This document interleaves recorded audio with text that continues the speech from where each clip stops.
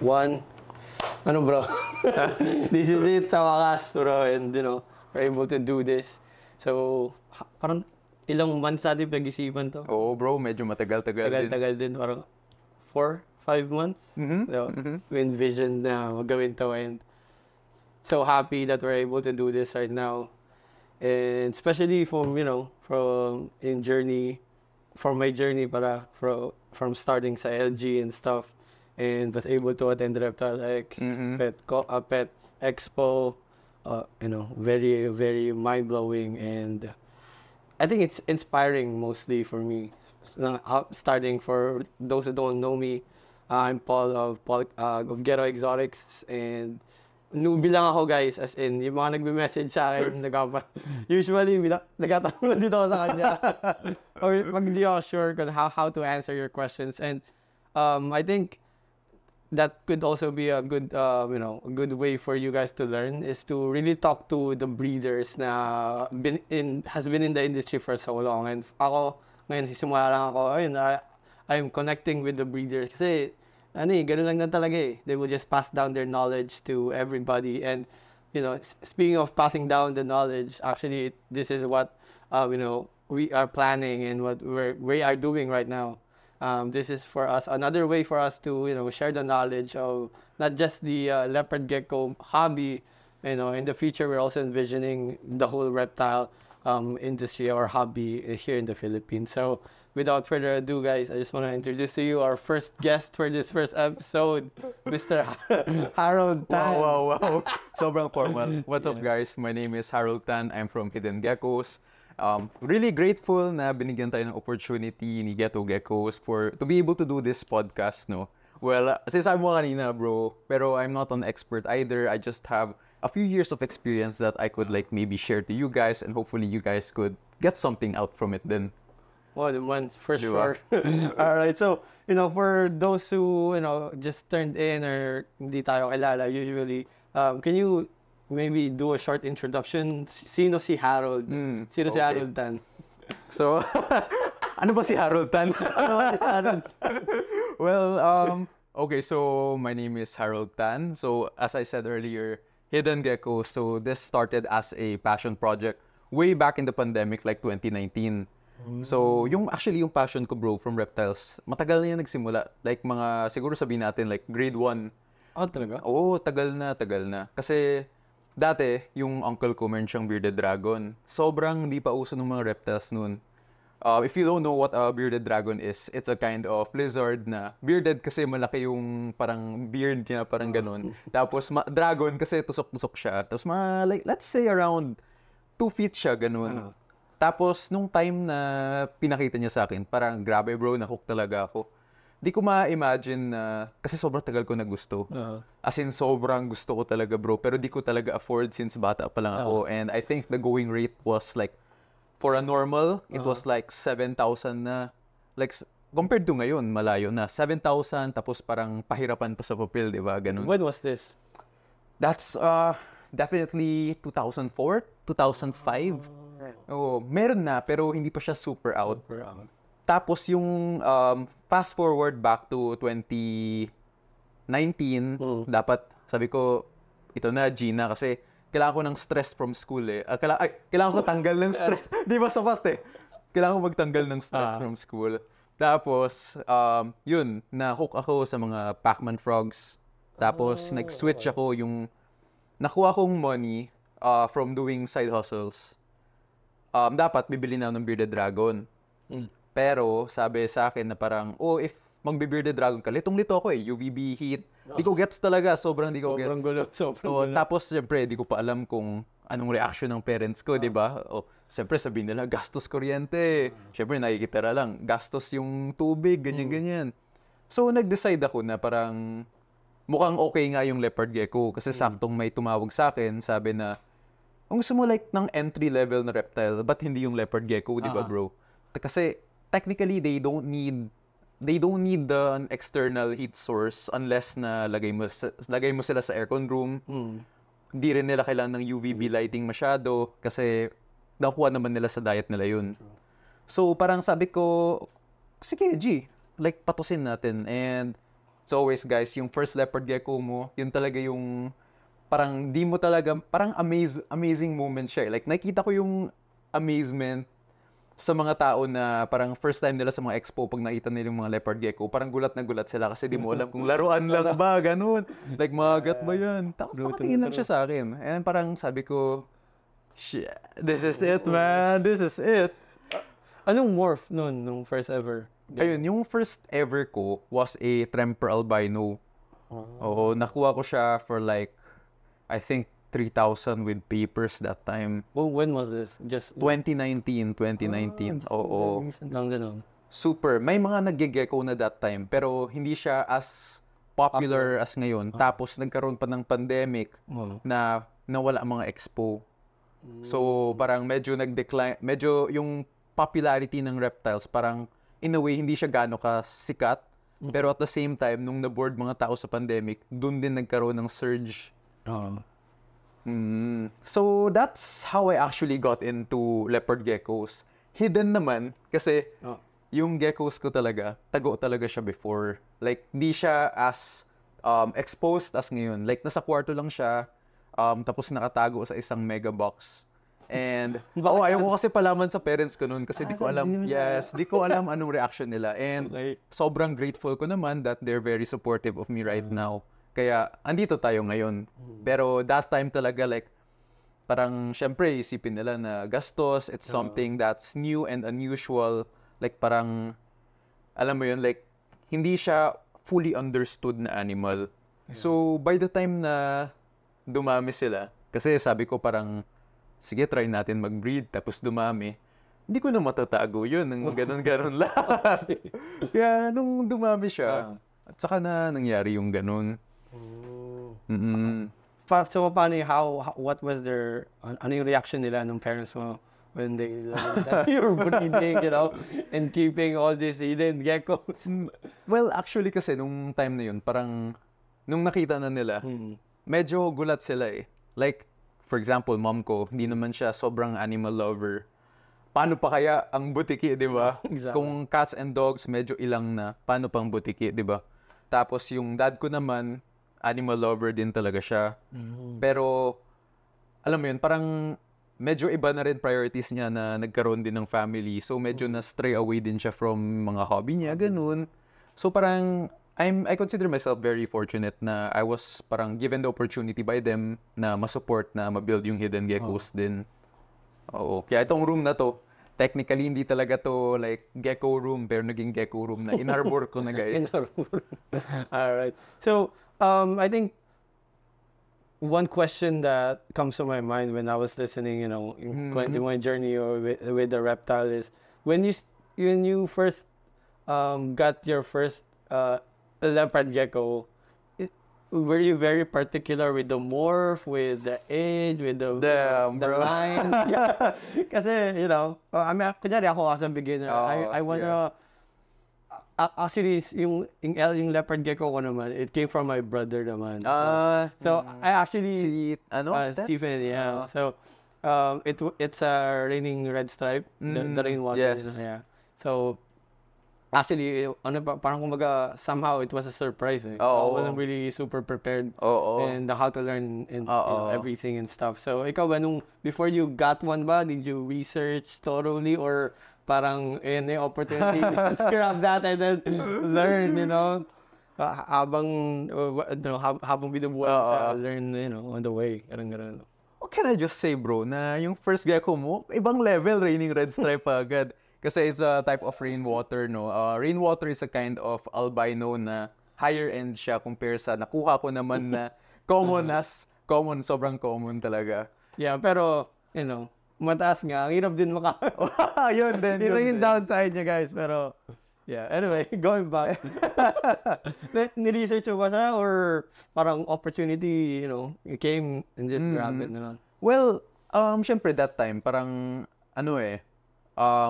considering na, kasi I'm studying medicine, so I just graduated. And during that time talaga, parang, I was in my first year of medicine that time. So, try ko like mag-aral, tapos yung break ko, sinesearch ko sa YouTube. So, I do like a Pomodoro method na 30 minutes, tapos may 8-minute break, ganyan. So, yung 8-minute na yun, nasa Gecko videos. Yun na yung break ko. Tapos, parang, while watching, so parang in a way, na nakaka-learn ako. Kasi there weren't a lot of gecko breeders, especially back then. I think, sino ba yung pinanood ko? I was watching a local Filipino, tapos parang sobrang basic talaga nung care niya. Kaya parang napaisip ako na parang, ba't hindi na lang ito? Kasi, nakita ko pa nga na yung hide ng gecko niya is cup noodles, yung nisin na hinati lang. I think it's Exotic Pets Commonwealth. Si Aaron. I know it's Aaron si Aaron. I think I watched one of his videos. Oo. Parang, he was one of the very few gecko breeders in the, or like gecko YouTubers in the Philippines. So parang, that time, we have like several international kasi these guys came beforehand pa. Pero, syempre, you always want to be able to tailor it to a specific region where you are at. Kasi, the care sa US, hindi siya same dito. Kumbaga, kung mainit na yung place mo, tapos turo sa'yo ng US, maglagay ng heat mat, tostado yan. Tostado talaga yan. So, I was very grateful to him na parang he was able to, like, parang create local content that pertain to yung parang leopard geckos in the Philippines, gano'n, like paano ba yung basic care. And from there, I think I picked up like the basics. Yung sa tanong mo kanina, bro, sabi mo na parang paano ba siya, like, is it like parang you had to research everything, then have your own one? Agree ako dyan, bro, na okay talaga yung magre-research ka sa una. Like, that's a must-have. Like, for me, kung di mo kaya mag-research, siguro, huwag ka na mag-alaga ng gecko kasi kawawa di ba? Actually. Hindi naman mahirap, you're just gonna type gecko, leopard gecko in Google. Yeah, ayun di ba? Parang it's as simple as that. Yeah. Pero, kaya parang ang hirap din for me to be able to talk to people na walang initiative ba, kumbaga. Kasi, dapat it should come from you din na parang, na-appreciate ko yung mga tao na nagme-message sila sa akin na nagsisimula sila na, nabasa ko sa dito na ganyan-ganyan. Pwede kaya ganito. Kaysa sa mga, paano tong gawin ganyan? Like, parang, hindi mo man lang chinek yung I mean, at the very least, diba? Like, that's why we created our TikTok, our Facebook. Kasi, I know that not everyone has the capacity to be able to search sa Google din naman. Pero at the very least, I think that pwede mo naman tingnan sa TikTok kasi I tried to make it as simple as possible. Kita mo nga, diba? Tinagalog na natin. Actually. So, I've watched, I watched one of yung as in random scrolling na to TikTok and I was able to watch isang episode or isang video from it was the Snow Jablo Blanco. Oh, yeah. So I was like, oh my God, that's so beautiful. Maganda talaga. And until now, sobrang dami ko hindi sobrang dami, pero I have geckos now, pero wala ko rin Snow Jablo. Jablo Blanco. For some reason, hindi ko alam kung bakit. Pero hirap din makahanap ng SSDB as of the moment. Well, sa'yo kasi panay high-end ka kasi, bro. Kinalon mo na agad yun Automatic, raining red stripe. Pero, kasalanan ng kapatid ko. Hindi. Anyway, sorry to, get off the train of thought. Pero, speaking of, researching and being, magkaroon ng initiative when you're starting. Yes. Of course, hindi mawawala sa usapan is budget Oo, yeah. Kasi, at the end of the day, bibilin pa rin natin to, guys. And you have to keep them and take care of them. Yes. And hindi sila like Agreed. dogs or not even, their lifespan is longer than dogs. Exactly. They go 15 to 20 years. Yeah, with proper care. Proper care and stuff. So, if ever may beginner na nanonood and they want to start, taking care of one, what do you think is the ideal budget? And can you explain to us why? Bakit ganun yung ideal budget? Okay, so, like, idikit ko lang to kanina sa sinabi ko kanina, go ahead, bro. please. Kasi parang, yun din, like, syempre, I started out as a beginner. I started out as a beginner din. And parang throughout the time, nagkakamali din ako. So, though my research, it will never be the same as when you're starting to take care of one. Tama. It's good that you have research, but it's different from the experience that you have. So, ang nangyari sa akin, syempre, I made a lot of mistakes on the way. Super basic yung care ko na there are things na misinterpret ko with regards sa care, and there were things that I was able to improve on din. okay lang ba specify mo if, just for, para baka may makarelate. Yeah. Well, nila. Like, a lot of people, they don't know na di mo dapat ilagay yung gecko area mo sa may bintana kasi natutustado yan. I lost the gecko kasi linagay ko sa malapit sa bintana. Tapat ng araw, tustado, patay. Nag-bask Nag-bask. Parang, alam mo yun, these things, parang, kailangan mo siyang, hindi sa kailangan mo ma-experience, pero these are things that you could learn from talking to different people, like learning through other people's mistakes, di ba?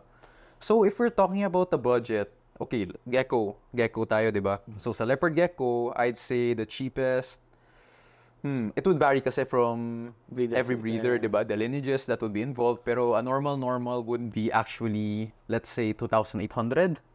So, these are all with legal documents na 2,800, then there's legal documents, and then apart from that, syempre, depende pa kung saan yung region mo. This is the local transport permit. So, may additional fee pag may local transport permit. Pero ang masabi kong base price, it's 2,800 for a normal with legal documents. And then, syempre, as the morph or the kind of gecko goes up, kasi morph depends on the genetics involved, di ba? So, as the morph gets higher and higher, syempre, the price will get higher also. Kasi mas rare, mas less affordable, for hardcore breeders talaga siya. And syempre, or collectors. Oo, exactly. And there are several lizards. Let's say, I think, for now, yung pinakamahal is, let's say, the Black Knight, diba? Black Knight could easily cost 50,000 depending on the quality and could go over.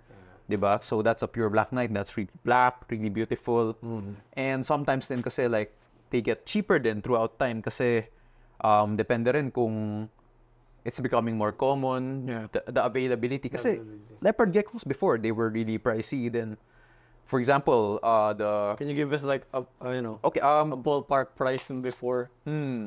I'd say like before, this is something that I've heard kasi hindi ko na siya naabutan but I have friends from the older generation. I'm a 2019 guy, so some would say na medyo matagal-tagal na rin. Pero I have friends who got into it like 2012. Wow. Diba? So back then, 2012, 2014, if I'm not mistaken, and don't quote me on this, but the Raptor that cost like around 3,500 to 4,000 today used to cost 20,000 back then. Wow. Diba? That's basically a Raptor kasi is a albino with a fully colored red eye gecko.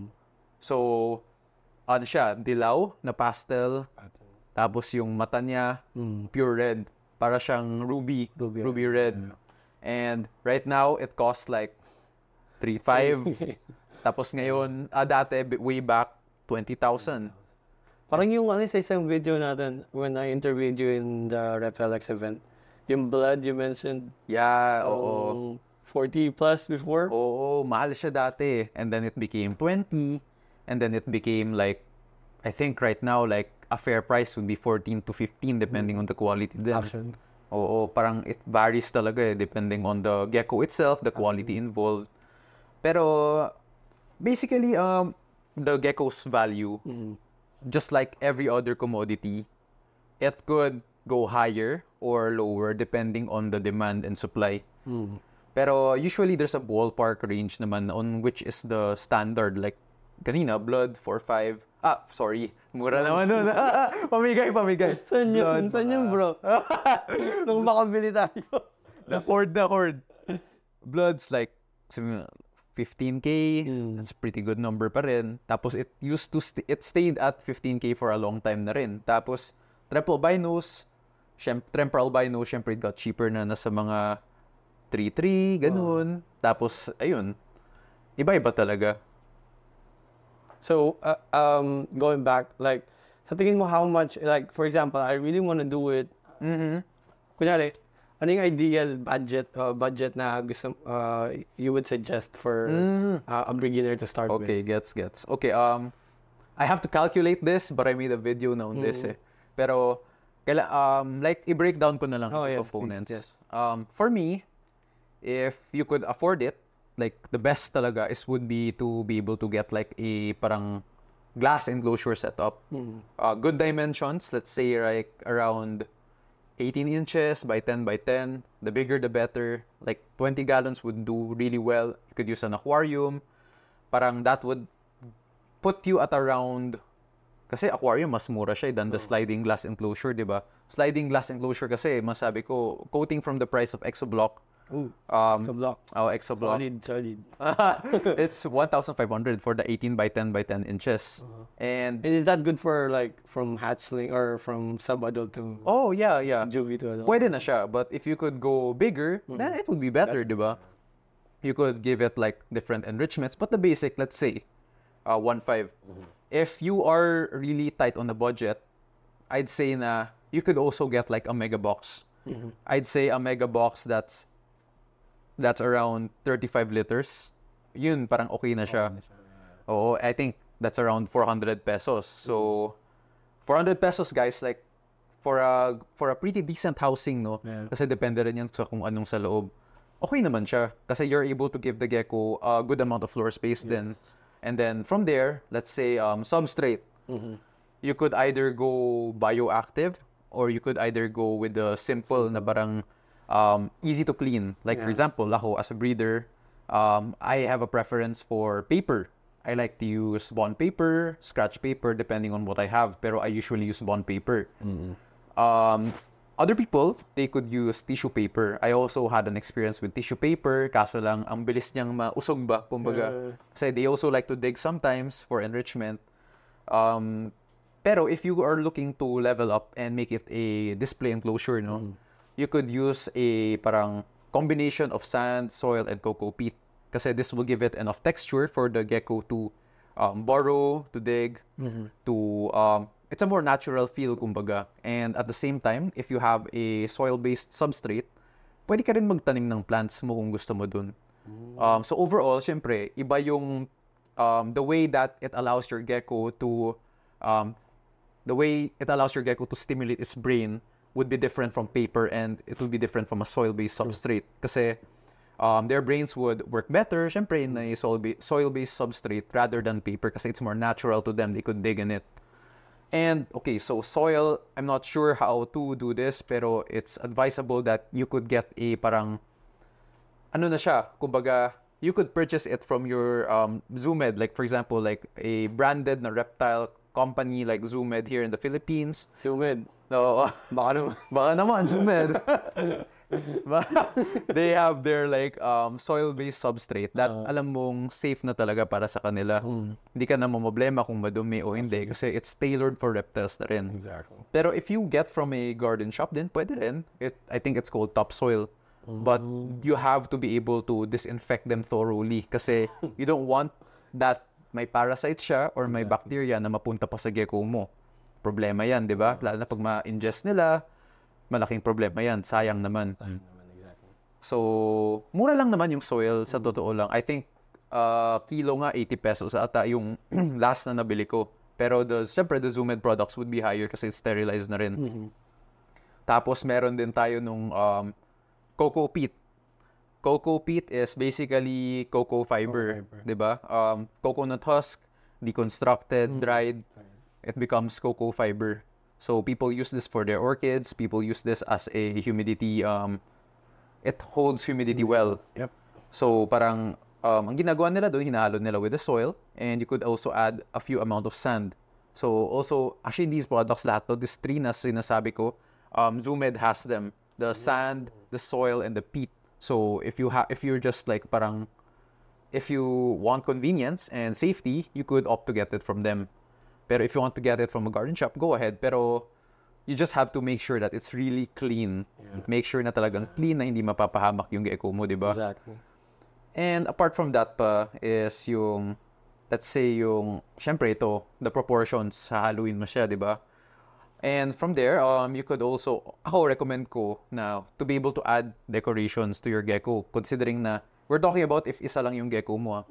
Kasi parang syempre ibang usapan na pag marami. Like, as much as I want to be able to improve my setup, like, it's a work in progress pa rin. Like, I'm not a perfect keeper. Yeah. Like, just to put that out there, there are a lot of things that I need to improve on then on myself. Pero, that's the gist, no? To always strive for improvement then. Basta make sure mo na talagang ginagawa mo, hindi yung salita lang, di ba? So, that would be ideal. Pero if you're doing it like as a pet na isa lang, why not? Why not give it the best? Kasi, it's definitely gonna cost you, like, siguro, lahat na, below 3K. Food, depende yan sa kung ilang gecko mo. Let's talk about one gecko. So, generally, the price of one superworm in the Philippines would be 0.5 cents. 0.5, yeah. So, half a peso. And usually, I'd say, for example, if your gecko is already an subadult to adult, so parang yung parang quantity na kinakain niya mas bumabawas throughout time. Usually, in a week, I'd say they eat 5 worms a week. So, that's like, paano ba ito magmat? Baka sabihin natin 6. Para, that's like, 3 pesos, di ba? Oh, pwede na. Pero, ayun, 3 pesos for the whole week. And for 1 month, let's say, 12 pesos. Very cheap, di ba?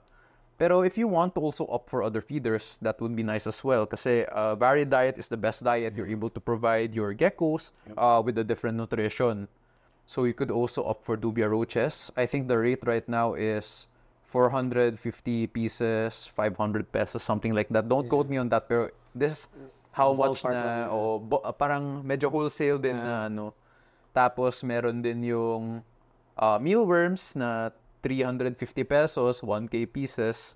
So, this is another bulk price. Pero, syempre, if you have only a few, you could always have the option to be able to get them piece by piece din. Okay, yeah. Diba? So, rather than bumili ka ng marami, tapos di mo mapakain, tapos mamatay lang, masakit sa bulsa, diba? Exactly. And minsan kasi, pag sobrang dami nila, they eat each other for some reason. Yun nga eh. Pag hindi mo talaga na-maintain ng maayos, talagang masakit sa bulsa yan. Medyo smelly din sila, so that's something you have to keep in mind. Exactly.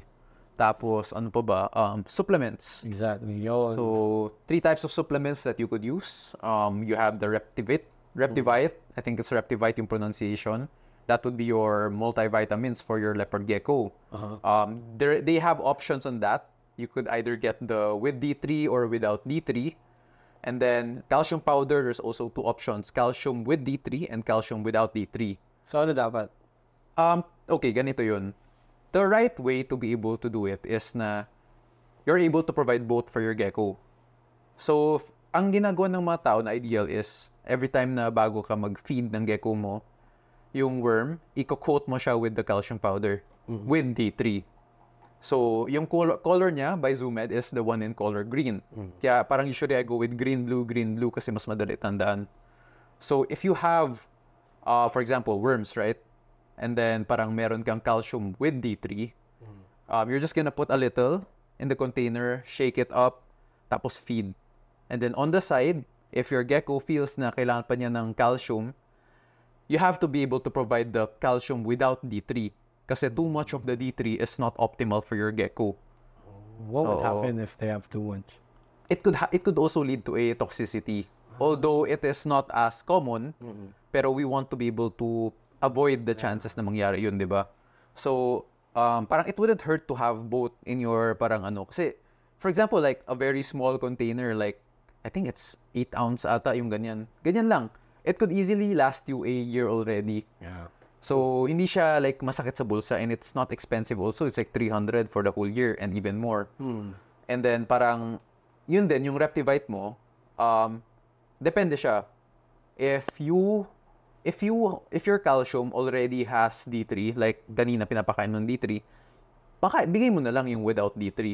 Kumbaga babalik rin mo siya eh. Kung meron isang may D3, yung isa mo dapat walang D3. Ang spare calcium ng gecko mo is without D3. Pero ang binubudbud mo sa uod is dapat with D3. Exofeast is an exotic farm run by Rembrandt Olegario. He's an environmentalist and an exotic pet keeper himself. Once deeply rooted in traditional composting, his passion is now evolved into cultivating black soldier fly larvae and other exotic feeders, including rodents and insects. Exofeast's primary purpose is to provide high-quality feeders for our beloved exotic pets. So don't forget to check them out on Facebook, Instagram, TikTok, and YouTube. Thank you so much, Exofeast, for supporting this podcast. Tapos yung with D3 mo, parang kumbaga, for coating lang talaga. Oo. And then, that's basically the 3 supplements. And if I'm not mistaken, the Reptivite, ganito lang siya kaliit. You only put a small amount, dusting lang din. lagay mo siya with your calcium. So it only costs, I think, don't quote me again on this. Hindi ko kabisado pero I think it's around 300 pesos. So 300 lasts you over a year easily. So that's 900 sabihin natin. So 900 plus, let's say, an enclosure that's 1.5. That puts us at 2.4. 2.4, yeah. Feeders around, let's say, 50 pesos a month. 2.450. Oh, and then substrate, kung kukuha ng maganda. So 2.450, sabihin natin na 300 to 400 isa. That's like, ilan ba? Sa 3 something. parang ganun. Pero, ang ano kasi, kumbaga, it's a very versatile thing. Kasi you could like easily be able to provide magandang mga, you could easily provide good enrichment and good supplies as long as you are resourceful enough to be able to find them on your own and be able to disinfect them on your own. Syempre, if you get all branded, mas mahal. Pero if you're gonna get na all na parang non-branded, syempre, like, ang laki ng titipirin mo dun din. Or, you could also opt to get the Repashy. Repashy is a mix na ng calcium, vitamin with D3, vitamin D3, and also it's a multivitamin na rin. So, it's like a 3-in-1 thing na rin.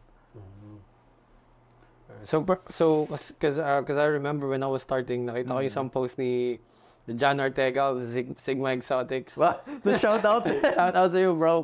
I saw it, and it was a bit of a long post. Yeah. He was talking about people who want to start in the hobby, pero their budget is just 1.5. I mean, no way to if you really guys want to keep one, you guys have to also consider na at the end of the day, buhay pa rin siya. So tama ka dyan. You can just buy something and not take care of it, diba? And taking care of a leopard gecko, I know sinasabi nila entry level sa reptile. Entry level reptile. Very easy, very versatile siya when it comes, especially sa environment natin. It doesn't mean we have to be cheap with it, Kasi kung isipin 1.5 yung budget nyo, sa enclosure. Enclosure pa lang yun. GG ka na sa enclosure pa lang yun. Wala ka pang vitamins, wala ka pang feeders, wala pa yung gecko itself.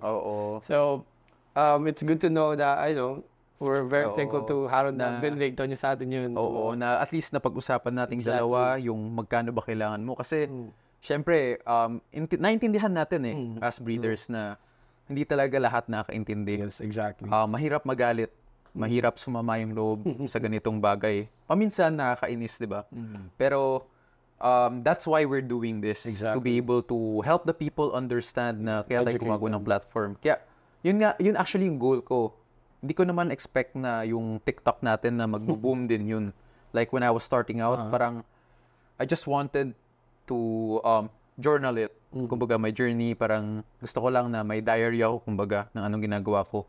And along the way, it made me realize that I wanted to be able to provide a cost-effective. I wouldn't say cheaper. I wouldn't say na tinipid. I would say na cost-effective. It is technically cheaper, but it gets the job done. Diba? So parang, gets ko kasi na sa Philippines tayo, not everyone can easily afford all these branded. And sino ba ako para magsabi na dahil wala ka masyadong resources, huwag ka na mag-alaga. Like, ba't ko i-deprive sa'yo yun? Yes. Pero, kahit naman, at least itong bare minimum, kaya tayo nagbibigay, di ba? As a podcast na nagbibigay tayo ng alternatives na mas mura, para lahat tayo makaranas din, di ba? Lahat tayo na makaalaga ng leopard gecko na hindi nako-compromise yung health ng gecko. Exactly. Di ba? Kasi, when you guys think about it as well, minsan nga mas mahal pa yung dog food ng mga aso diba? Dog food ng mga aso, yung mga food pellets ng aso. So yun nga So just think about it, guys. I know you guys also want to experience taking care of them, and it's a very different experience taking care of them, and it doesn't. Of course, medyo naman natin. Dagdagan natin yung care of them. At least, I think minimum budget will be around, I think clear, para sa akin I mean, safe na around 4. Yeah. 4 or 5. around that. Para ano na yun, with papers, Yeah. ready ka na for the whole year technically kasi Oo. yung ano nun, yung isang bottle na multivitamins, ang talaga tagal eh. talaga. Oo. Sobrang tagal talaga. Kasi, especially if you're just gonna be taking taking care of one Oo. gecko, ang tagal na nun. So, baka mag-expire na, hindi mo maraubos. Oh, exactly. Laging nangyayari. Exactly. Especially if you gut load din, di ba? Oh. If you gut load your feeders, Oh, di ba? You don't really, I mean, you still have to, but, Oo. you know, malaking tulong. malaking kasi tulong siya Oo. for your geckos. Kumbaga bro, pinaghandaan. Exactly. Yan yung term, pinaghandaan, pinag-ipunan. Kaya nga like, paminsan bro, may nagme-message sa akin na parang, kuya, meron ba kayong budget gecko? Parang ang hirap sagutin. No, pero exactly. naintindihan ko na parang budget kasi, syempre, di ba, like hindi naman lahat na parang willing din gumastos ng malaki. Pero, na-appreciate ko ng marami yung mga nag-e-effort na mag-research din talaga para makapaghanda. Kasi parang, kumbaga like, they put in the effort to get to know how much it costs to be able to properly take care of one rather than buying it and starting to like take care of one without any knowledge and everything, di ba? Actually, we are so, kumbaga, swerte na tayo that where we live right now, kasi ang dami ng nagastos na minus eh. Oo. I mean, compared to sa mga manilamig na countries, they have to buy exactly. heat lamp, Oo. yung heat mat, and yung Oo. parang, I tried to research about it actually before I started. And ang hirap makahanap ng heat mat dito. At kung meron man, Yan, no? yung branded, pero Oo. medyo makati siya sa bulsa. So, Mahal. oh, mahal talaga. Kaya, yung imbes na gastusin natin stuff for the, heat and Oo. stuff, lights, wala na yun dahil yung... Nasa tropical country tayo. Tropical country. Room Exactly. temperature is very okay na talaga Oo. dito. Unless you live in Baguio. Oh, yun lang. Baguio, Tagaytay. Pag-isipan mo na. Medyo... Dagdag talaga. Dagdag talaga na konti. Yun, so 5,000, I think that's the safest budget to start, no? And speaking of starting, what would be your like top 3? Top 3 ano naman. Pero siguro, ano yung top 3 na tip mo for a beginner when they would purchase a gecko? Okay. Or not so, even top 3, ba yung mga siguro tips mo lang. Generally tips. General lang. tips lang. For me kasi, the most important is to be able to, aside from doing your research, siyempre, research, matik na yan, dapat ginagawa mo. Yes. Pero for me, aside from the research, kailangan makakuha ka sa parang, kumbaga, maayos na mag-guide sa'yo. Hindi siya yung parang kukuha ka sa tao na hindi mo pinagkatiwalaan. Kasi, depende. Alright. Grabe, may tamaan ba? Trauma ako, bro. Pero, ganun talaga eh. Like, syempre, I cannot speak for everyone, pero every breeder is different. There are a lot of good breeders, and there are a lot of so-so. So, parang depende lang yun eh. So, dapat, kung bibili ka ng gecko, malaking factor na bilhin mo siya sa pinagkakatiwalaan mo. Exactly. Yung siguradong aalagaan ka niya hanggat sa dulo. Like, for me, I can only talk about myself. Mahirap kasi magsalita about iba, pero, for example, pag bumili ka sa akin, as much as possible, syempre this is just like a passion project. Hindi ko siya main job. So, I try to reply as fast as I can. Pero sure kang, till the end, gagabayan kita. Basta magtanong ka lang. Kung may problema sa gecko, pag nakuha mo, papalitan ko yan. Kasi... Legit yan, guys. Tested. I think even before I bought the gecko from you, dahil ko ng tanong, di ba? But you were still answering. Oh, I think I try. He was still answering. Kasi baka isipin nyo, masungit ako sa mga hindi ko na-reply na. I just have a lot of load to do. Pero, syempre, if you purchase from me, it would put you on my priority. Exactly. Kasi mahiya ako sa inyo and it's my obligation to you as a breeder.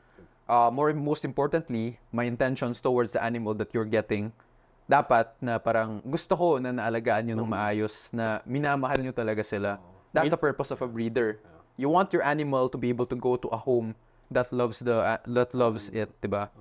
So parang aside from that, syempre that comes with the proper genetics Hoy, Yan. sakit ba? Proper genetics, tama yung parents, tama yung date of birth, tama yung, kumbaga, yung breeding. Kasi, how a breeder cares for his gecko would be, parang, kumbaga, yan yung knowledge na ipapasa sa'yo. At the same time, parang, yung animal na yun, yan yung kinalakihan niya. Yeah. Pause. So, speaking of, genetics and, parents' info and stuff, how would you say, for example, ikaw, you will buy from someone? Okay. Kunyari, siyempre, ay, sinasabi niya yun. So, paano ko siya itatanong kung kunyari, maghahanap na ako ng gecko or I'm gonna be talking to a breeder, mag-i-inquire ako, ano yung, like, set of questions that I can ask? Parang proper way ba na? Proper way to ask it. Okay. Diba? Okay, so guys, maraming gecko breeders mababait. Sometimes, they're just busy also. So, paminsan, di maiwasan na hindi ka nila ma-replyan. Hindi dahil sa masungit sila. Pero di ko masasabi sa lahat. Pero, syempre, may mga iba na willing din. Mas willing sila mag-help than the others. So, parang, it's nice that we're in a very compassionate hobby. Yeah. So, parang, all you have to do is basically be respectful. Hindi naman mahirap maging magalang, lalo na nagtatanong ka, di ba? Parang, mga iba kasi, the way they ask, no? Like, I'm not saying everyone, but there's several people then, a handful of people who are pretty rude with regards to the way they ask. And it could be misinterpreted kahit they're not trying to be rude. Yeah. So, you could ask na, what morph, yun. You could ask, what morph is this gecko? If hindi pa naka-indicate, syempre matuto din tayo magbasa, di ba? Exactly. So, usually, kung hindi naman naka-indicate, pwede mo tanungin kung ano bang genetics nito, kung ano bang magulang, kailan siya pinanganak, kung di ka sigurado, di ba? Oo, usually may card yan. Tapos parang may set ng details na kailangan mong malaman din kung curious ka. Pero aside from that, syempre, a lot of things play into factor pag lalo sa ganun. Kaya syempre, from there, these are things that you need to think about at the very least. First would be the labeling. It's hard to discuss labeling, especially if you're a newbie. It's very confusing. It's very talaga. confusing. Oh, I suggest that you do your research on this one. Pero there are some na common talaga. Na parang, would you label a Max Snow or a black and white gecko as a tangerine? Diba? Parang, yun, pag-isipan mo na. Isipin mo na, like, hindi naman tong gecko na to orange or at the very least yellow, pero bakit to naging tangerine, di ba? Mga basic na ganun. So these things makuha mo kasi siya through your own research, and that's why we made videos about it, like we do morph reviews. And apart from that, syempre yung parents, di ba? It would be nice to know the parents kasi syempre yung mga lahi naman ng magulang, yun yung nagka-come into play na bumubuo sa gecko na binibili mo. So, kung maganda yung magulang ng gecko mo, malaking chance din maganda yung gecko mo. Exactly. And mas maganda rin yung presyo. Yep. Diba? Yeah. So, last naman is yung date of birth. From the date of birth, makikita mo yung kung angkop ba or like if the size is right for your gecko. Syempre, you cannot expect a 1-year-old gecko or 2-year-old gecko tapos yung weight niya is simply 30 grams to 40 grams. So, ibig sabihin, bansot, diba? Hindi lumalaki. Stunted. So, these are things na, syempre, kailangan mo rin isipin. Kasi there's technically a proper guide on, like, the weight to age ratio nila. Kung para ilan. sa tao lang. Oo, like, syempre, kung tao, may chart yan, mga Z-chart and stuff to know kung, medical na. Too far. Pero, syempre, kung kunyari, like, like, may idea ka na parang, kung isipin mo, itong bata na to, 12-year-old, pero ganito lang siya kalaki. Parang, hindi naman tama yun, di ba? And meron din iba na, 12-year-old pa lang, so ganyan na kalaki. Parang mapapaisip ka, like, these are at the very least mga kailangan mong bantayan. Syempre, okay, so, we got the details out, okay? So, syempre, next is, kung ako, tinitingnan ko yung keeper mismo as a person. Pupunta ka sa bahay nila, tapos interviewin ko, tingnan ko eh. Pero, kidding aside, may kita mo yan eh. Like, may kita mo. Like, kunyari, sasendan ka nila ng picture ng enclosure nila. Or, di ba? Yep. May kita mo dun eh. Like, very important. yung enclosure nila, paano ba sila sa tao? Madumi ba? Panay-tae? Hindi naglilinis? It tells a lot about the breeder. Exactly. May kita mo rin na, ano ba, like yung parang kompleto ba yung gamit ng gecko mo? Tapos, kung nagbibigay ba siya ng appropriate supplements, yung importante guys na laging na overlook or na underlook pala, ng mga tao is yung poop ng gecko. Kasi yung tae ng gecko, it tells a lot about the health of your leopard gecko. A good shit. A good shit. Baka ma-demonetize. Would be like parang, kasi yung, kumbaga yung ine-expel ng gecko, usually yung ihi nila is puti. Solid siya. Solid yung, o kumbaga matigas yung ihi nila, tsaka yung tae nila. Brown and white. Sometimes borderline black, di ba? So, kung maganda yung hugis at lahat hindi sabog, it shows that your gecko is good. Pero kung watak-watak, sabog-sabog, maliit, konti, tuyo masyado, syempre depende na yung tuyo, di ba? Kung matagal na, gano'n, it would tell a lot about the health of your gecko. And apart from that, yung katawan, mukha bang may bali yung gecko mo? Kung diretso ba maglakad? Kung yung buntot masyadong payat o masyadong mataba? Kung maganda yung hugis ng katawan, kompleto ba yung mga daliri niya, yung eyelid niya, damages, stock sheds, underbites, stock shed. These are all things that are too technical na rin, pero these are things that you could easily check din. And I think what I like mostly when I was getting from him, is he really sends me like a raw video. Exactly. Kasi guys, sometimes there are breeders na, I mean, I think it's okay to put a little bit of editing, especially kasi, for example, when we started, hindi makuha ng camera yung kulay eh. Mahirap. Sobrang hirap talaga. It's either maputla, pero mostly maputla talaga yung kulay ng gecko sa camera. So sometimes tinatry namin habulin sa editing.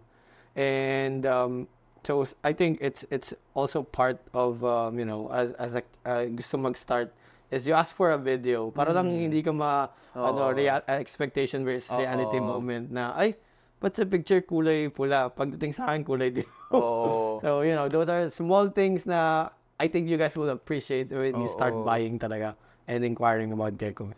Like there were a lot of instances na nakakausap yung mga parang clients, no, the people who want to try out. And they're always so disappointed with the way that they got their gecko. Kasi paminsan they'd expect something more, especially sa tangerines, guys. Kasi ang hirap talaga. Ang hirap kunin ng totoong kulay gamit ng lalo na pag mobile phone. Yes. And sometimes, like for example, ako, I have a really bad camera before. And what happens is that when I record a gecko, especially orange, it intensifies the orange. Really? Oo, parang especially pag natapat siya sa certain color ng background, nag-iiba yung kulay. So parang kahit na hindi ko sinasadyang ma-edit, nagmumukhang edited. And it feels bad kasi parang nanloloko kumbaga. And there are a lot of times na pinadala na yung gecko tapos ibabalik, not to throw shade at anyone, pero there are really people who do this, so you have to be careful. A video is the best na parang as much as possible, and sometimes I'd say na lagay mo sa kamay mo, tapos galaw mo.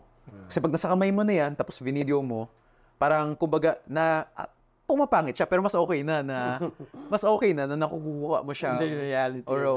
Parang mas okay na pag nakuha mo, gulat ka na masaya kaysa sa pangit, di ba? Exactly. So, these are things that you should take in mind also. And, syempre, from the video, yung lakad ng gecko, like I said, ayaw mo na mayroon siyang MBD or soft bones dahil sa lack of calcium and D3. These are like mga too technical na sakit. Pero, paminsan kasi, you could observe that a gecko, parang pilay-pilay siya maglakad or malambot yung buto. So, from the video, makikita mo rin yun, di ba? Yeah. Yun. So, guys, yung tips niya, di ba? So, ask questions. And actually, sa simula pa lang, if you start asking questions, and, makikita mo sa reply nung breeder or nung yung in-inquiran mo if that person will be with you throughout the journey. Yeah. And I mean, depende naman yan sa breeder. They have different reasons kung bakit sila gano'n. But find the breeder that you feel welcome, you feel comfortable with. Yeah. And kami ni Harold, when I started talking to him, Diba? Something clicked na lang and then, I just started. Dahil binubudol lang talaga kita. Binubudol niya ako, but right now. Dito kami sa kanila, yun, sila yung bubudulin ko, kunin ko yun. Hindi, ayun, so, find the right breeder, ask questions, yung video, and just look for the right breeder for you. And kayo lang makakasabi nun, actually. Kasi kapain nyo, guys. Kapain nyo yung breeder. Basahin nyo. Basahin nyo yung breeder. Ayan. So, diba? So, once they get the gecko, from the breeder, ano bang, what do you think they should be expecting, especially pag newbie kasi, yung feeling is masaya, pero nakakaba. Kasi first time mo andyan na sa'yo, hindi mo alam anong gagawin dito.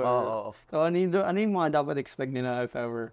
Well, okay. Sabihin natin, diba? Ito, lagi ito nangyayari sa akin, bro. Like, sobrang dalas. As in, alam mo, like, before ko ipadala yung gecko, sinasabi ko na, dito agad kakain, ha? Tapos pagdating, sasabihin nila okay. Pero pagkuha na sa gecko, kuya, hindi na kumakain. Sabi ko, di ba nagsabi ako, di ba? 2 days na, di kumakain. Stress na ako. Ilang beses ko na sinabi ko, di ba? Kasi syempre, gets natin na kakaiba yung feeling. Pero they're not like your dogs and cats na pag nandyan na, pakainin mo, kakain agad yan.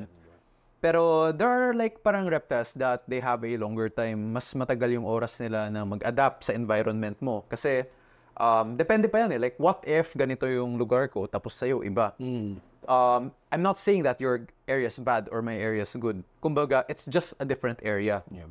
So, parang, there are still adjustments. And if you want to be, like, really specific, the temperature, noise levels, brightness and darkness of your place, these are all things that play into the factor. Syempre, like, aside from the scent din, the amount of animals you have din there. Enclosure din. Enclosure mo. Syempre, it's a very big adjustment for them. So, usually, technically, by the time, dapat, alam mo naman expected. Pero, syempre, pag alam mo na expected, i-expect mo na rin pagdating sa'yo. May mga ibang geckos na kakarating pala sa bahay mo, kakain na. May mga iba na it takes a while. Sometimes I think the longest that I've heard is like 1 week to 2 weeks. Pero walang sakit. Like matakaw talaga. Tapos they just pick it up from there. Pero I'd usually worry pag like 2 weeks na tapos hindi. Kasi usually pag someone tells me that 1 week pa lang, medyo namumblema na sila. Sabi ko agad, okay, send me your setup, send me your place. Let's troubleshoot this together. If hindi, if ayaw talaga, sige, balik mo sa akin, ako bahala. Like I could give you a refund. I could like replace the gecko depending on you, madali lang ako kausap. So usually pag ganun, okay, let's say you got a gecko, 'di ba? So ang gusto mong gawin is to wag mo silang biglain. Let it like adjust on its own. Yeah. Tapos yung kumbaga yung lagayan niya sa bahay, slowly mo siya na ipa-adjust. Wag mo muna siya ilagay sa place na malamig o na parang masyadong exposed sa light, sa ingay. Let it adjust on its own. And from there, parang your gecko would slowly adapt to it naman and would stabilize on its own. So, hindi siya malaking problem. Kasi sa totoo lang mga leopard geckos, tigasin mga yan. Hindi yan basta-basta mamamatay. They're tanks. Oo, tank talaga. Tapos, ano pa ba? So, aside from that, na parang dapat matyaga ka, don't panic, guys. As much as parang kahit ako rin dati, nagpapanik din ako. Pero kung alam mong medyo... Understandable naman. Oo. Kasi bago di ba? Yeah. So parang just chill lang, tapos communicate with your breeder. Kaya sinasabi, yung communication with your breeder, it's so important. The way your breeder treats you, the way you're able to openly tell the breeder your problems, malaki siyang factor. Kasi from there, it will build the path towards your parang success in the hobby at the very least and proper care. So, parang basically yun lang naman. Kasi malay mo, your breeder feeds this and ito yung binibigay mo. Siyempre, di siya kakain kasi hindi naman niya alam kung ano to. Parang ganun. So, you and your breeder should have proper communication para madalian yung mariresolve kung ano mang problemang meron. Walang samaan ng loob. Happy-happy lang. Kasi hobby na nga, problema ko pa, di ba? Exactly. Pinoblema mo pa to. It should be distress stress. Distress, diba? Nag-stress pa. So, yun nga. I think I also saw sa website ni Gecko Boa, ni John Scarborough, if I'm not mistaken. At yung guide din niya doon at least parang 2 weeks din yung like maximum time na hindi kakain after ma-deliver to you yung Gecko. Meron pa kasi doon tip, I think, pagdating sa inyo, wag niyo muna hawakan. Yun yung isa kanya. Wag niyo muna hawakan, tapos wag muna bigyan ng pagkain. Tama. Kasi parang nai-stress ata sila for some reason or overstimulate sila doon. Siyempre, bagong place, bago lahat, tapos biglang may pagkain pa doon. So, weird sa kanila. Factor mo pa yung travel, bro. Travel pa. Paano kung sa ere siya? Di ba? Alog-alog yun. Tapos sa sa daanan, syempre, hindi naman din optimal yung temperature parate. Sobrang init, sobrang lamig, umaalog pa. So parang usually, ayaw mo siyang hawakan din. Kasi parang people always want to hold their gecko. I understand that. You always want to hold your gecko. Pero you gotta give them time to adjust, di ba? Parang lang yung tao lang yun. Adjust din tayo. If ever, we go to other places or we meet new people, of course, we want to make sure that we're adjusted to them properly. So, para tayo maka-act as ourselves, di ba? Di ba? Kung kakamit pa lang natin, hawakan kita. Si Aaron din. Yari. Si Aaron sa gago. Sinong weirdo to? Kaya nyo muna sila mag-adjust. So, when you started, sa keeping, was the breeding really like, in your mind or like along the way na lang na ako na start breeding and selling or breeding lang talaga for collection and stuff? Okay. What was the, train of thought? Ito story ko, bro. Go. Kasi, ang ginawa ko is, 1 year muna, 1 year alaga, tapos sa ako naisip mag-breed. Kasi parang medyo naging trendy and why not, diba? So, first gecko ko, Temporal Albino. Second gecko ko, Snow Diablo Blanco. Tapos, sabi ko, gusto ko ng maraming puti, kasi yan yung goal gecko ko. I bought another Snow Diablo Blanco. And it appeared to be parang a gecko that parang medyo I was inexperienced in that type. So parang nahirapan ako breed kasi not all geckos parang are easy to breed. Depende siya sa area kung saan, depende siya sa temperament ng gecko. Maraming factors naglalaro. It's hard to point it out pero kung iniisip nyo na bibili kayo ng pares at sure yan magbe-breed, it's not always the case. There are several na parang morphs na mas mahirap i-breed dahil sa genetic composition nila. And there are also other geckos na parang ang bilis i-breed kasi tama yung hugis ng katawan, tama yung size. Very willing yung female. So parang it's not always gonna be a straight path. It's gonna be wavy. My first one was wavy. It didn't breed and I wanted to quit. Really? Yeah, I wanted to quit. Imagine mo, yun nga, shout out to Yan Tao Pets kasi we did fishes, but sinabay namin isda tsaka geckos that time. Yung geckos parang wala lang, pero yung talagang hinahabol namin was isda. And nung time na yun, parang na-discourage talaga ako kasi that time hindi pa siya masyado into geckos. Parang he had experiences before pero he wasn't really into geckos. So sabi niya sa akin na, why don't you try again? Ako kasi parang, I'm not always a good risk taker. Kumbaga, calculated parate. And sigurista ako. Gusto ko na kapag bibili ako, sigurado. Hindi naman talaga ganun, di ba? So, I decided to, may nakita ko na nagkikwit. So, I got 3 female leopard geckos. Female, like all proven breeders. And from that time, what morph? I think it was a Max Snow. It was a Tangerine. And it was a... ano ba yung isa? Normal lang ata. Normal. And what I did was, nung nakuha ko siya that time, it was ovulating na. Kasi di pa napares ng tao. So, parang being me, I tried to research and I bought these for talagang breeding for the sake of learning. Kasi I understood how to take care of a leopard gecko na. So, I wanted to take it a notch further. SA Creatives is your all-in-one media solution. SA Creatives offers event coverage, live streams, video and photo shoots, and editing services. Don't forget to check them out on Facebook. And thank you so much, SA Creatives, for supporting this podcast. So, pinares ko na siya. And what happened after that was, it went smoothly. Kasi these are very... Sorry, ano yun doon? Yung Maxo, yung Tangerine, or yung... Pinares ko lahat. Pinares ko lahat sa Snow Diablo Blanco ko. Kasi I just wanted to just for give the it a heck shot of it, lang. Yeah, just try it. Kasi it's not... Parang hindi ko naman siya hinahabol for the purpose of like breeding and enhancing the features. I just wanted to try. The experience. One thing led to another, and my first season, I had like 33 babies. It was a pretty good amount, di ba? Oo. Eventually, I was also able to breed the Snow Diablo Blanco. So, meron akong a lot of babies noon, and that came in the problem of morphing naman. Kasi it's so hard to morph. Without the proper guidance, it's so hard to morph talaga. So, basically, like in line with what I said, it would be nice if you're able to buy a gecko for the sake of taking care of one before na nasa intention mo to breed.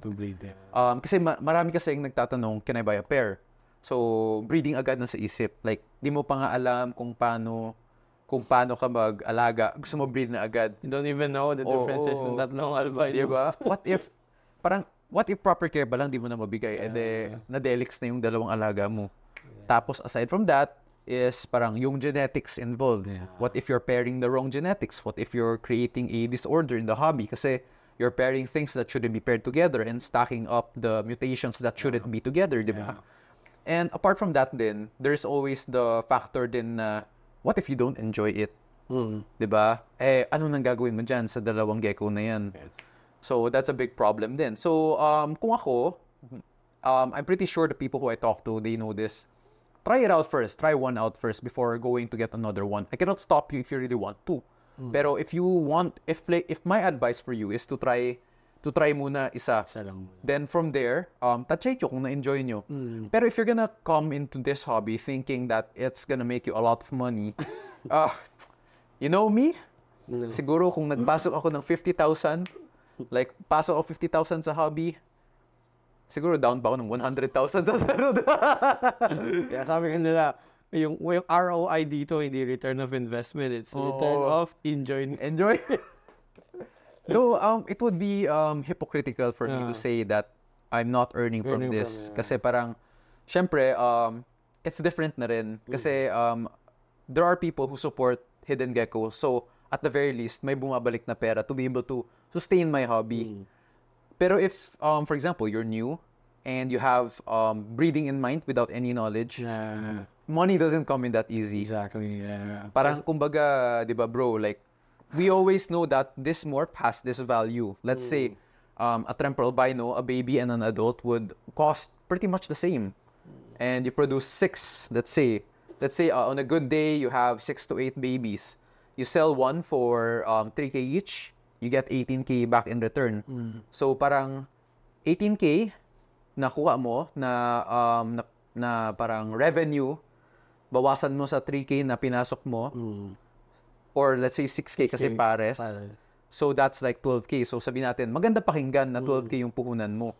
12K yung profit mo, di ba? Tapos marami kang geckos, ganyan-ganyan. Pero mabebenta mo kaya, di ba? Legal ka ba? Exactly. Anong matuturo mo sa tao na bibili sa'yo?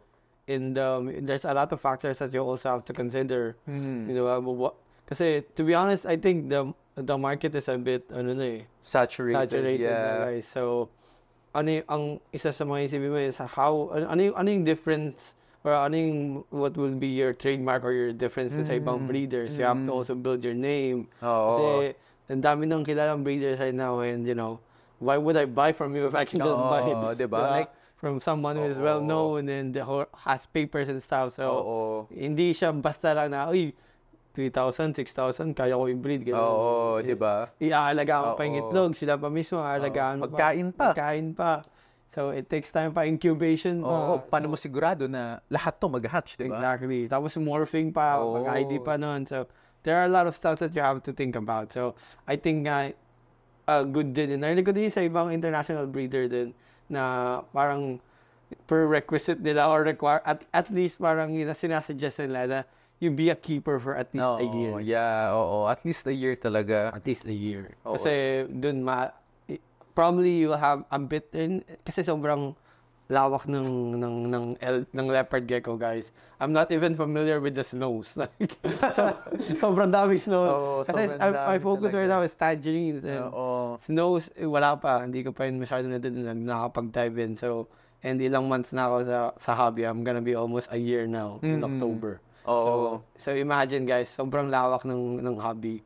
So if you just want to get in to make money, I think you need to think 1, 2, 3, 4, 5, 6, 7, 8, 9, 10 million times before you get in. Kasi it's not easy. You can make money, but it's not easy. I think Harold can attest to that. Hindi talaga madali. Kaya siya. I'm not gonna say na hindi siya kaya. Kaya siya. Let's say, if I buy a Black Knight, 50,000. Bawat anak niyan, 50,000. Maganda pakinggan. Pero, mabebenta mo kaya ng 50? Babagsak mo lang din kasi hindi mo mabebenta. But sila bibili sa'yo, mas maraming parang proven na kung ganun kalaki. Siyempre, sa sigurado sila bibili, di ba? Exactly. Pang matagalan siyang hobby. Hindi siya yung parang papasok ka, tapos iisipin mo na ganito lang kabilis kumita. Alis ka na. It's not that way. It's not that way. And I think madami siguro ding breeder.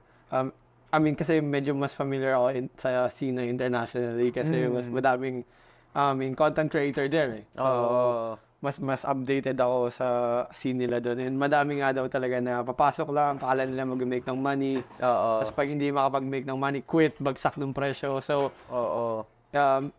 technically, they're not even helping the hobby, but they're also harming actually the hobby kasi babagsak na yung presyo. So, maapektuhan din yung Teka lang, pwede ba natin to i-cut? Cut. Pwede dyan. Pwede dyan lang siya. Pwede mo makan, bro. What the heck? Try.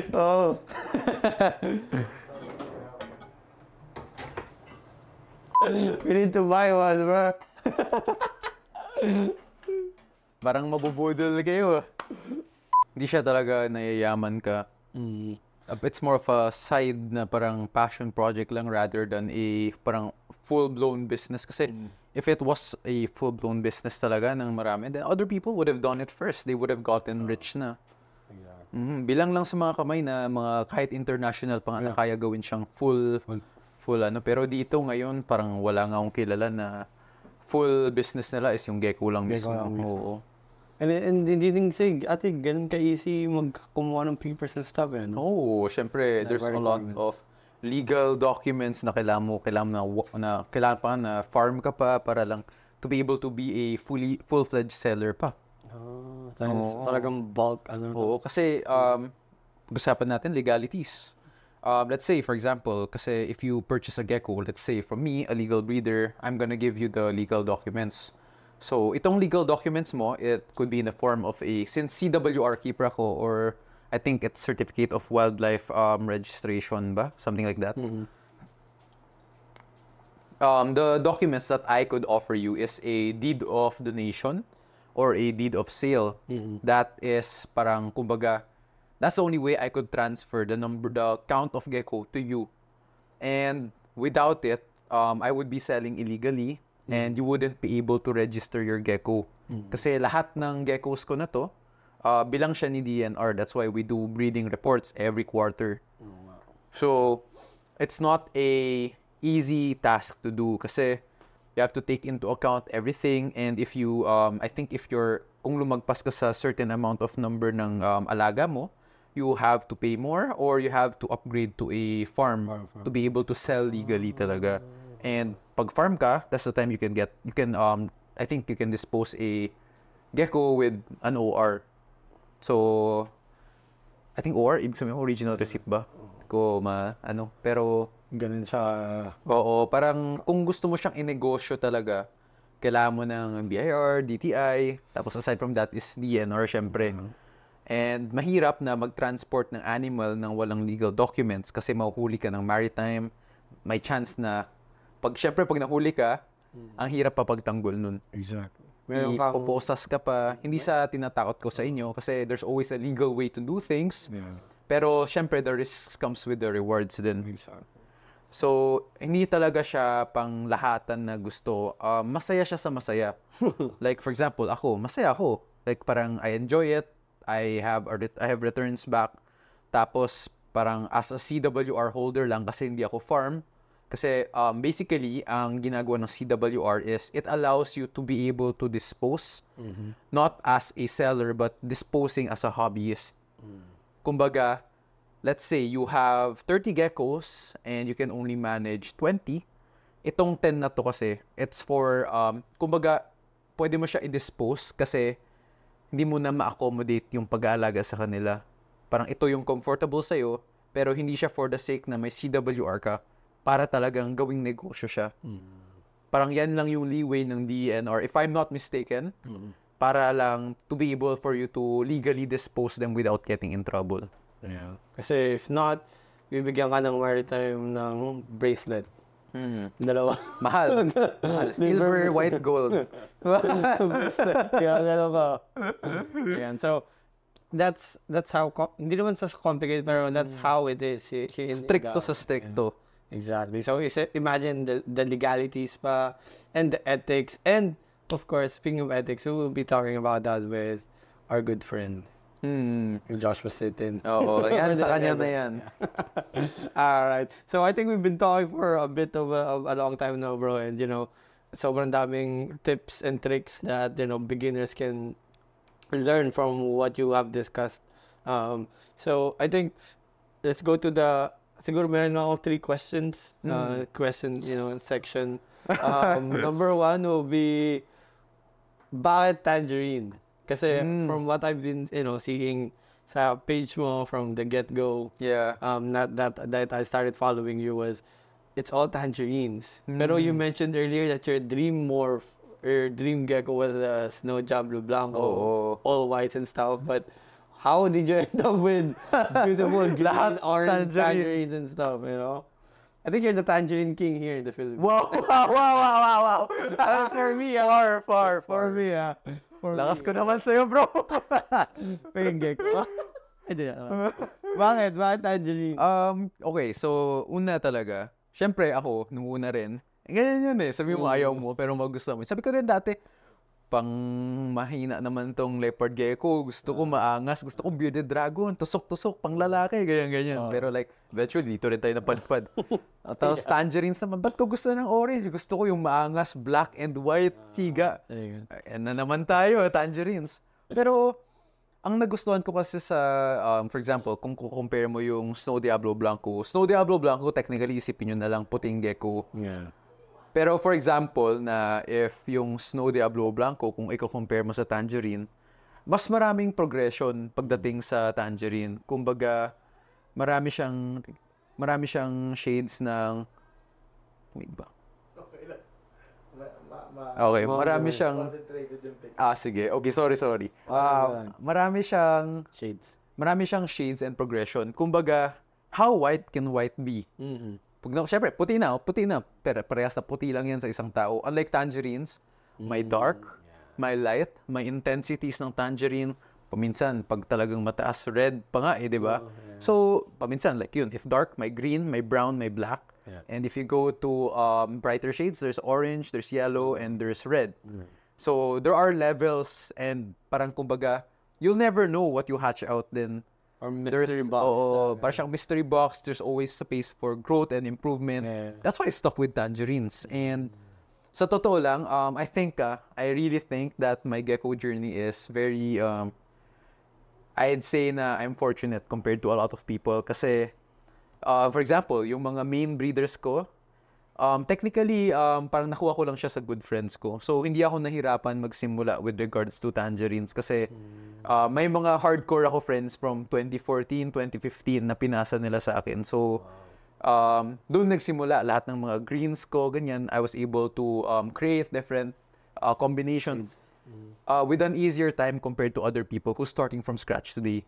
So, sabi ko, talagang swerte rin naman talaga kasi yung breeding talaga, swerte-swerte lang din paminsan. So, aside from na may knowledge ka, malaking part dun yung swerte talaga. Oo. Kasi never 100% sure how it will look like. Sa planet nila. Yun nga So, swerte lang talaga na the ones that we got are able to produce like the geckos that we have and we want. Unlike yung parang sa iba, even if they invested a lot of money, like technically 30s, 40s, 30K, 40K, pero at the end, parang they're not happy with what they get and they want the cheaper ones pa, parang ganun. Yeah. So it's a game of luck pa rin aside from the knowledge that you have. There's no surefire way to tell. Yeah. So talagang good foundations on talaga when you Oh, start with the yeah. tangerine. Yeah, lagi sinasabi, get a good meal, invest in it, kasi parang that will dictate all your lineages. True. That's why I got a meal from him. Wow. You saw it naman, bro. You saw it naman. Oh, yeah. It's dark green, brother. I regret. Wait for my dark green, guys. And so, and ngayon alam natin bakit why Harold stuck with the tangerines. And I think the number 2 question, lahat ko nakikita to, even in the sa Rep X, everybody was asking, bakit malaki yung ano mo? Yung ano ba? Mapakita na ba natin yung ano? Hindi. Bakit malaki yung mga geckos? Compared to... Geckos pala. Geckos. Okay. Kala ko yung ano eh. Pero yung bulsa? Hindi. Pero yung maliit lang. Bulsa natin maliit lang. Pero yung the reason why naman kasi yung geckos ko is I screen my geckos properly. Kumbaga, syempre, if you breed, there are 2 factors kasi. Syempre, yung genetics ng gecko mo and how you pair them. Syempre, there's always a 3rd factor on how you care for them to be able to reach its maximum potential, di ba? So, for example, ako, I don't like breeding geckos that are small. There are a lot of people for the sake na parang paniniwala nila, no, na they prioritize color and patterns over the size of the gecko. But actually, ako rin, I didn't know anything about it before till I was able to really see big geckos. Parang sabi ko, possible pala. It's possible to create big and beautiful geckos. So, syempre, I dialed down on my nutrition ng geckos ko, on the variety of feeders that I give, what works best, temperature, syempre care. We got the care out of the way, di ba?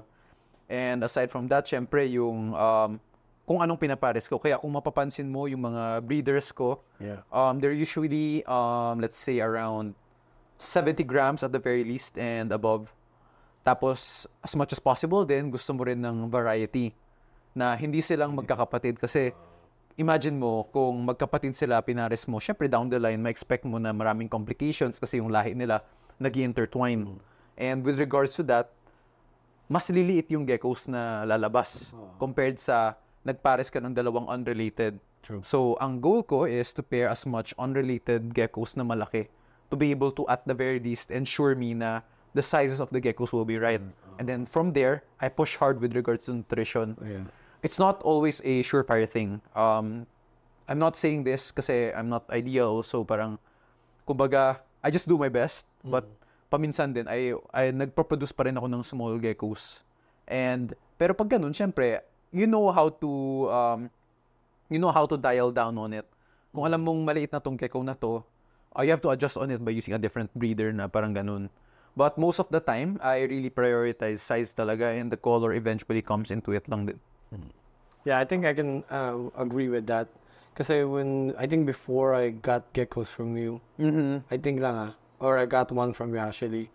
And then I went to Pet Expo. And then I saw some of the ones that are on display and medyo malilit nga sila compared to from the geckos that I've seen from you. And I think and that's why I also like the advocacy that you're trying to push.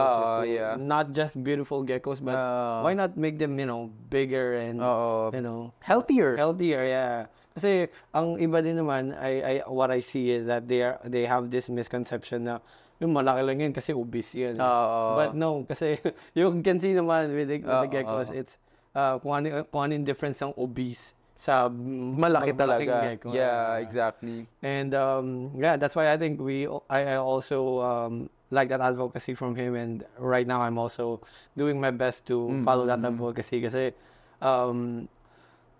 I just don't like, small gecko. It's just para lang siya pag mali siya para siyang butiking bahay. Butiking bahay siya. So, and I think that also compromises their health. For example, the Black Knights, diba? Yung first Black Knights, because they were inbreeding it just to make it super black. Yeah. Then na nangyayari na they're small, they have health issues. Yeah. So tapos hammered down the line pa na same magkapatid or related. Yeah. Talagang like kung tao nga na magkapatid lang na yung anak nila, sure may deformity na agad. Yeah.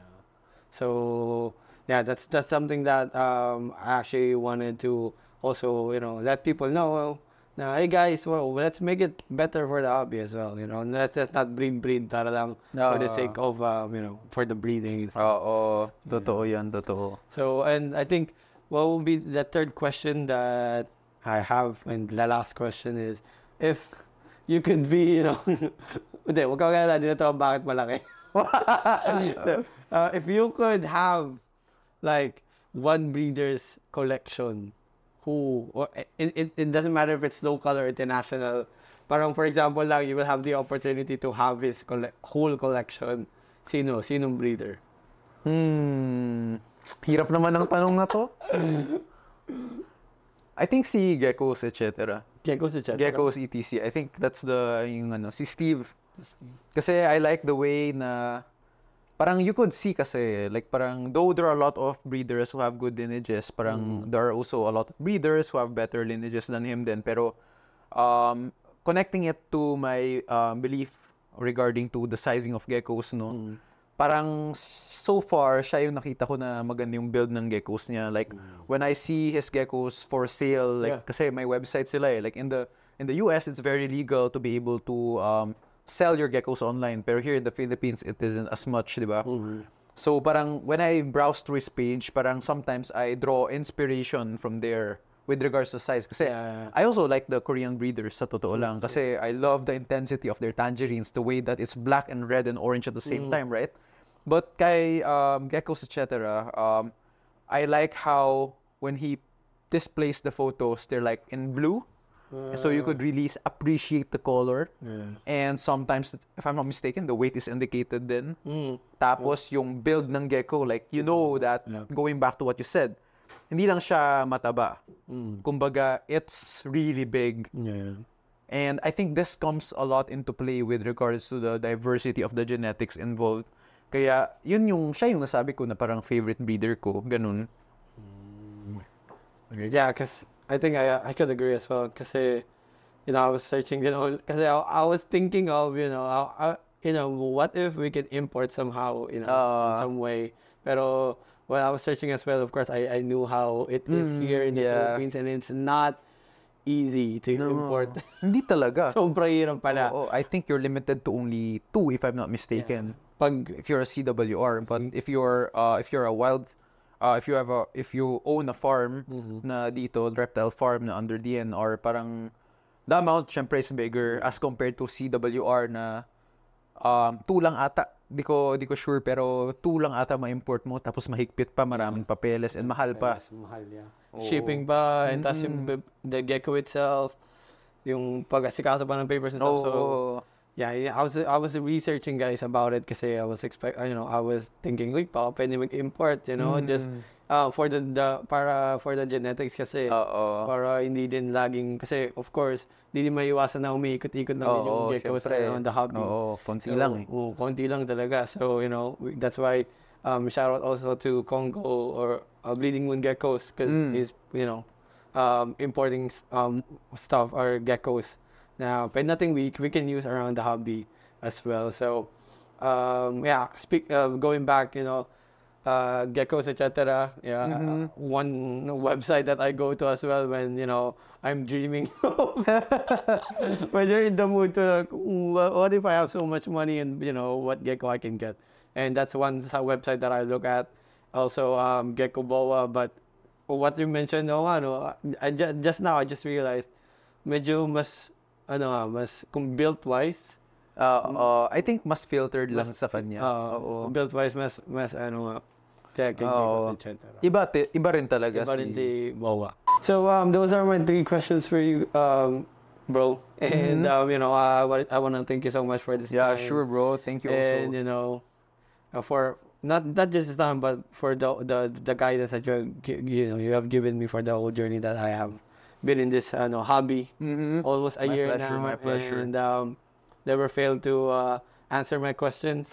So guys, you just have to be patient kasi especially when I was asking him, he was going through med school pa din, ba? Oh, yeah.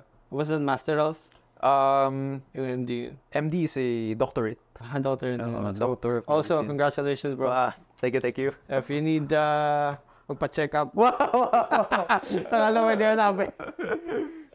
Pero parang may specific na, di ba, meron yung sa ORT, like specifics. By August, magsimula na ako sa veterans for my post-grad internship. Then I'll be taking the boards after, then choosing a field na I wanna go to. So it's still a long way to go. And itong geckos nga, maganda siya pang stress reliever din para hindi umay na panay sakit ng tao, alam mo yun. Sakit naman ng gecko. Sakit naman ng gecko para maiba naman din. Alright. So, edi if they wanna buy geckos from you, this is the perfect time kasi you're a bit free compared to the will be. Diba? Oh, you could like send lang a message through our Facebook page. That's where I'm most active, no? If you're looking to adopt geckos for rehoming, you can just like message my Facebook page and I'll definitely get back to you. All right. So if ever you guys wanna know more about Harold or Healing Geckos, you can reach out to them. Facebook, TikTok, Instagram. And again, guys, that's Harold Town for you, and this is the first episode of The Exotic Experience. We'll see you on the next episode.